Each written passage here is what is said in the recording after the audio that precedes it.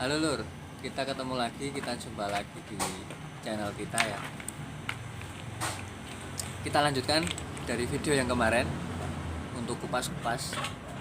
Jadi kita di sini mau pakai flap disk dulu.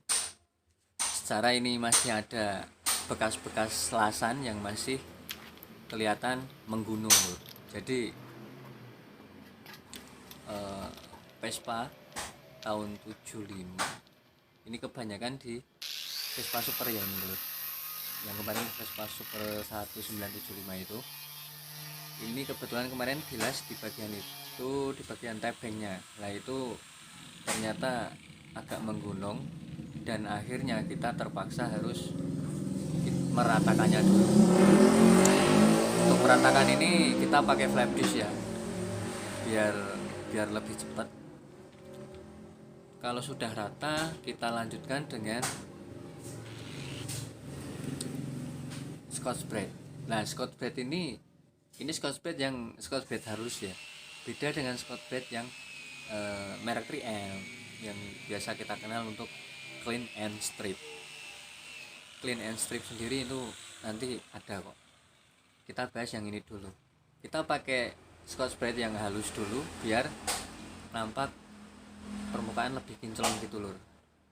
Lebih halus, lebih merata.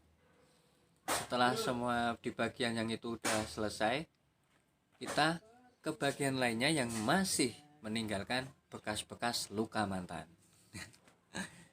Secara ini lantai Vespa itu memang riskan ya loh, untuk retak, untuk kropos itu pasti ada. Di tahun dulu sampai sekarang perawatannya kan tahu sendiri, Vespa itu besi semua, plat besi semua, jadi riskan untuk keropos. Nah kita menemukan lagi ini di bagian lantai, kebetulan ada bagian yang kemarin itu sobek. Ini sobek lur, sobek sama kebetulan ini ada sambungan daripada lantai lama diganti dengan lantai yang baru. Ini biasanya ada proses las. Nah proses lasnya ini meninggalkan luka yang menggunung. Nah luka yang menggunung ini kita kenteng dulu, kita teter dulu, kita ketok dulu biar luas dulu bentuknya.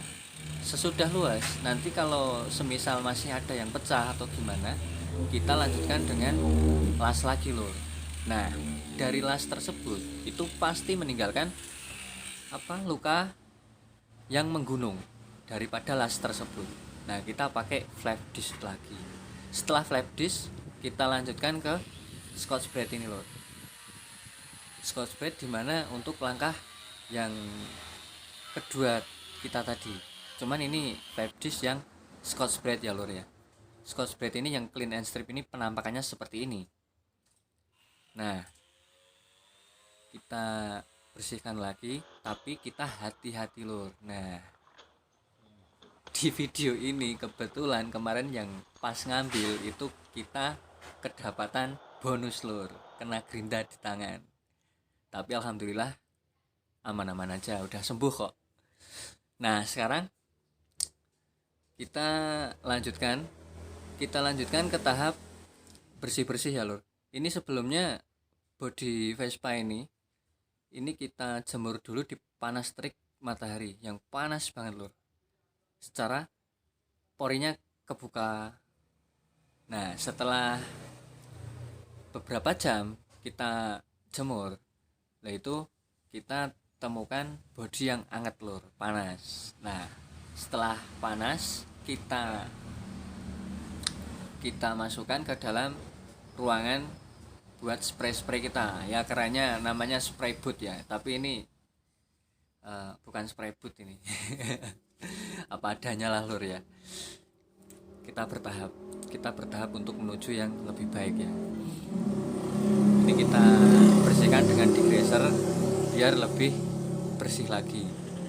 Dimana degreaser sendiri ini berfungsi untuk menghalau minyak dan debu-debu dan partikel lainnya.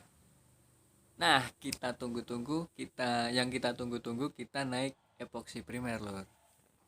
Dimana epoksi primer ini kegunaannya sebagai anti karat dan untuk daya rekat. Kita tahu dari proses pengecatan. Proses pengecatan sendiri yang paling dasar pokok sebagai gigitan, sebagai daya rekatnya, sebagai pondasi awal kita pakai epoksi primer lur yang kegunaannya di atas plat. Setelahnya itu nanti ada epoksi filler, ada juga epoksi lainnya, cuman yang tahap untuk selanjutnya kita pakai epoksi filler setelah proses perdempulan. Nah, kita naik epoksi primer dulu lur.